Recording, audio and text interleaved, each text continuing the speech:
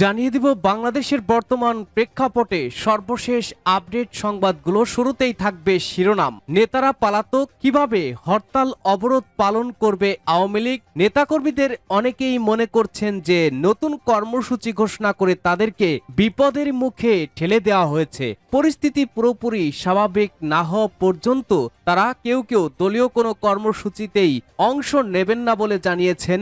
কর্মসূচি দিয়েছে ভালো কথা, সিনিয়র নেতারা আগে মাঠে নামুক কেউ কেউ এমনটাও বলছেন। এরপরে জানাবো ঐক্যবদ্ধভাবে আওয়ামী লীগের ২০ দাঁত উপড়ে ফেলার আহ্বান। জানিয়ে দেব ডান বাম সহ ইসলামী দলগুলোকে কাছে টানতে তৎপর বিএনপি। অপরদিকে বৈষম্য বিরোধীদের লিগ্যাল সেল আনুষ্ঠানিকভাবে আত্মপ্রকাশ করবে আজ। এবং সর্বশেষ জানাবো সড়ক আটকে তিতুমির কলেজের শিক্ষার্থীদের বিক্ষোভ, স্বতন্ত্র বিশ্ববিদ্যালয়ের দাবি। শুনছিলেন সর্বশেষ আপডেট বাংলা সংবাদগুলোর শিরোনাম। এবারে জানাবো বিস্তারিত।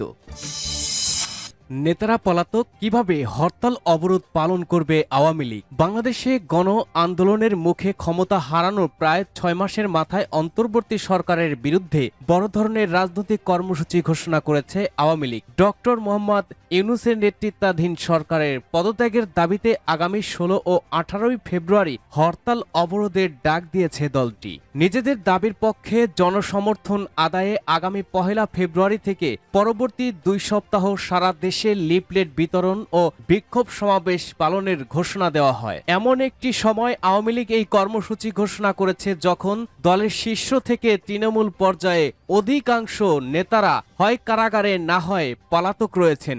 এমনকি দলটির সভাপতি ও ক্ষমতাচ্যুত সাবেক প্রধানমন্ত্রী শেখ হাসিনাও গত ৬ মাস ধরে ভারতে অবস্থান করছেন। অন্যদিকে গত ৫ই আগস্টের পর মামলা হামলার ভয়ে ঘর ছাড়া নেতাকর্মীরা সবাই এলাকায় ফিরতে পারেননি। অল্প যে কয়েকজন ফিরেছেন তারাও প্রকাশ্য আসতে চাচ্ছেন না। এই অবস্থায় দলটি কিভাবে হরতাল অবরোধের মতো রাজপথের কর্মসূচি পালন করবে এবং সেক্ষেত্রে তারা কতটুকু সফল হবে, এটি নিয়ে প্রশ্ন দেখা দিয়েছে। অপরদিকে আওয়ামী লীগ হরতাল অবরোধ পালনের চেষ্টা করলে সেটি প্রতিহত করা হবে বলে বিবিসি বাংলাকে জানিয়েছে বৈষম্য বিরোধী ছাত্র আন্দোলনের নেতারাও। কেন্দ্র থেকে তৃণমূল পর্যন্ত আওয়ামী লীগের বেশিরভাগ নেতা যেখানে কারাবন্দী ও পলাতক রয়েছেন সেখানে কর্মসূচি সফল হবে কিভাবে। এদিকে শীর্ষ নেতারা কর্মসূচি ঘোষণা করলেও তৃণমূলের রয়েছে বিভক্তি। গণ অভ্যুত্থানে শেখ হাসিনা সরকারের পতনের পর মামলা হামলার ভয়ে দেশের বেশিরভাগ এলাকায় আওয়ামী লীগ নেতাকর্মীরা গা ঢাকা দিয়েছিলেন। এর মধ্যে ফেব্রুয়ারিতে আওয়ামী লীগের হরতাল অবরোধের কর্মসূচিকে ঘিরে তৃণমূলে মিশ্র প্রতিক্রিয়া লক্ষ্য করা যাচ্ছে। নেতাকর্মীদের অনেকেই মনে করছেন যে নতুন কর্মসূচি ঘোষণা করে তাদেরকে বিপদের মুখে ঠেলে দেওয়া হয়েছে, যদিও তারা কেউই নাম প্রকাশ করতে চাননি। মামলা হামলার ভয়ে আমরা এমনিতেই বাড়িঘরে থাকতে পারছি না। এর মধ্যে দলীয় কর্মসূচি পালন করতে যাওয়া মানে নিশ্চিত গ্রেপ্তার, বিবিসি বাংলাকে বলেছিলেন আওয়ামী লীগের ইউনিয়ন পর্যায়ের নেতা। তিনি আরো বলেন, দেশের বাইরে বসে নেতারা যা কর্মসূচি দিয়েই খালাস, তাদের তো মাঠেও নামা লাগবে না, গ্রেপ্তার নির্যাতনের শিকারও হতে হবে না, যা কিছু যাবে সব আমাদের ওপর দিয়ে। একই সুরে কথা বলেছেন তৃণমূলের অন্য নেতারাও। পরিস্থিতি পুরোপুরি স্বাভাবিক না হওয়া পর্যন্ত তারা দলীয় কোনো কর্মসূচিতে অংশ নেবেন না বলেও জানিয়েছেন কেউ কেউ। তৃণমূলের নেতারা বলেন, কর্মসূচি দিয়েছে ভালো কথা, সিনিয়র নেতারা আগে মাঠে নামুক, তারপর আমরাও নামবো। আমরা আন্দোলন করে সুদিন ফিরিয়ে আনবো, এরপর গায়েবী নেতারা এসে রাজত্ব করবে, কোটি কোটি টাকা কামাবে, এবার সেটা হবে না। এদিকে আওয়ামী লীগের এই কর্মসূচি ঘোষণাকে কেন্দ্র করে বৈষম্য বিরোধী ছাত্র নেতারা আবারও জাগ্রত হতে শুরু করেছেন। প্রতিহত করার ঘোষণাও দিয়েছেন তারা। কর্মসূচি পালনের নামে আওয়ামী লীগ মাঠে নামার চেষ্টা করলে সেটি প্রতিহত করার ঘোষণা দিয়েছেন বৈষম্য বিরোধী ছাত্র আন্দোলনের নেতারা। ঐক্যবদ্ধভাবে আওয়ামী লীগের ২০ দাঁত উপড়ে ফেলতে হবে বলেছেন রবিন। ঢাকা মহানগর দক্ষিণ বিএনপির সদস্য সচিব তানভীর আহমেদ রবিন বলেছেন, জুলাই অভ্যুত্থানের পক্ষের শক্তির অনৈক্যের ফলে পতিত আওয়ামী ফ্যাসিবাদীরা মাথাচাড়া দেওয়ার চেষ্টা করছে।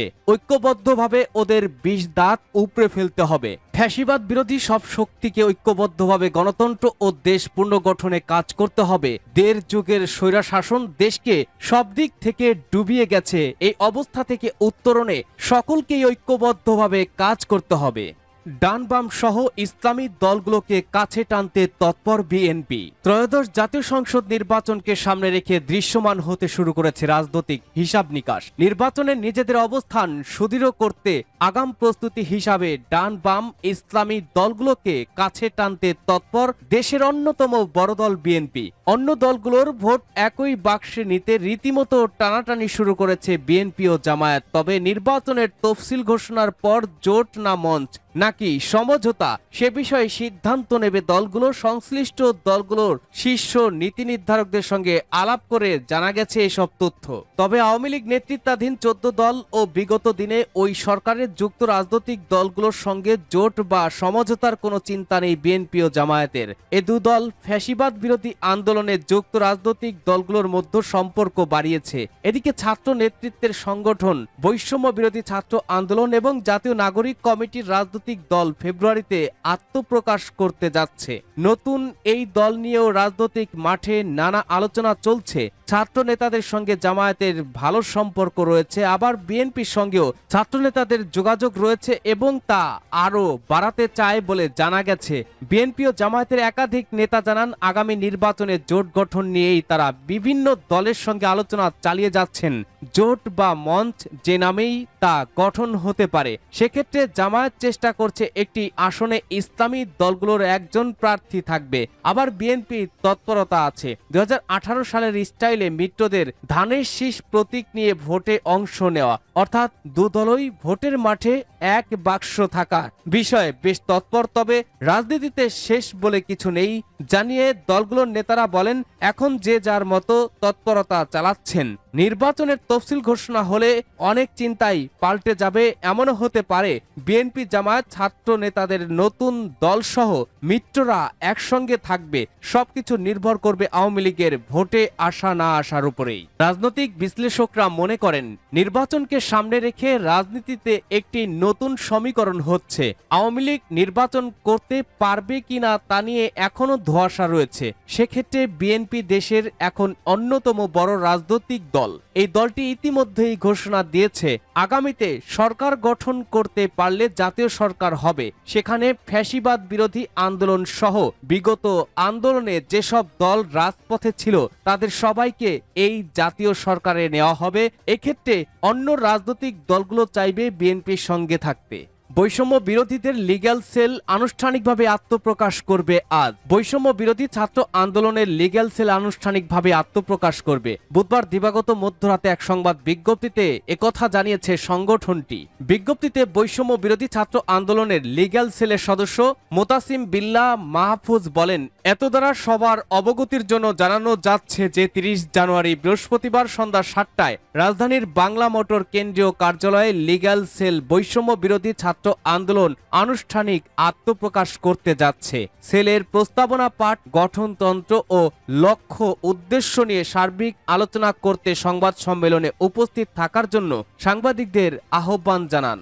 সড়ক আটকে তিতুমির কলেজের শিক্ষার্থীদের বিক্ষোভ, স্বতন্ত্র বিশ্ববিদ্যালয়ের দাবি। বৃহস্পতিবার সকালে কলেজের মূল ফটকের সামনের রাস্তাটি অবরোধ করে বিক্ষোভ শুরু করেন তিতুমির কলেজের শিক্ষার্থীরা। এ সময় শিক্ষার্থীরা তিতুমির কলেজকে স্বতন্ত্র বিশ্ববিদ্যালয়ের স্বীকৃতি দিয়ে বিশ্ববিদ্যালয় একাডেমিক ক্যালেন্ডার প্রকাশ, তিতুমির বিশ্ববিদ্যালয়ে প্রশাসন গঠন করে 2024-25 সেশনের ভর্তি কার্যক্রম পরিচালনা করা সহ 7 দফা দাবি জানান। দাবি পূরণ না হলে কঠোর কর্মসূচি দেওয়ার কথাও জানান শিক্ষার্থীরা। এর আগে বুধবার বিকেলে কলেজের মূল ফটকের সামনে তিতুমির বিশ্ববিদ্যালয়ে রাষ্ট্রীয় স্বীকৃতির দাবিতে আমরণ অনশন ব্যানারে তারা অনশন শুরু করেন।